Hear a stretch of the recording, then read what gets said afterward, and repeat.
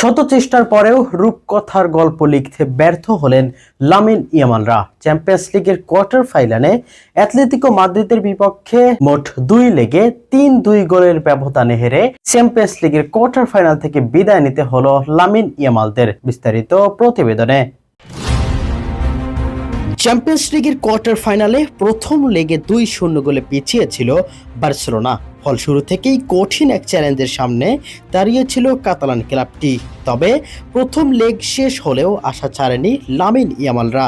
সবার চোখ ছিল একটাই স্বপ্ন, দ্বিতীয় লেগে ঐতিহাসিক কামব্যাক করে সেমিফাইনালে ওঠা। সেই লক্ষ্য নিয়েই ম্যাচের শুরু থেকে আক্রমণাত্মক ফুটবল খেলতে থাকে বার্সেলোনা। এর ফলও তারা পেয়ে যায় খুবই দ্রুত। ম্যাচের মাত্র 4 মিনিটেই লামিন ইয়ামালের দুর্দান্ত গোলে এগিয়ে যায় বার্সা। এরপর একের পর এক আক্রমণ চালিয়েও গোলের দেখা পাচ্ছিল না তারা। অবশেষে 24 মিনিটে ফেরান তোরেসের অসাধারণ গোলে সমতায় ফিরে আসে দলটি।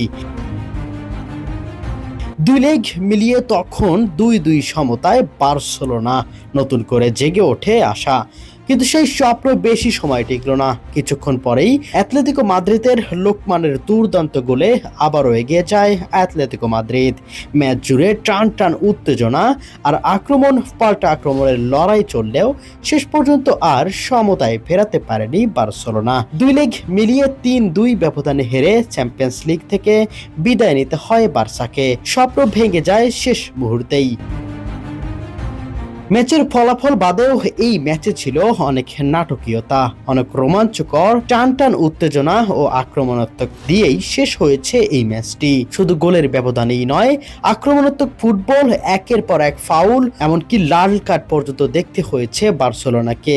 সকল কিছুই উজাড় করে দিয়ে তবুও ফলাফল নিজেদের করে নিতে পারেনি লামিন ইয়ামাল লেভানদস্কিরা। শেষ পর্যন্ত কোয়ার্টার ফাইনালেই তাদের যাত্রা শেষ হয়।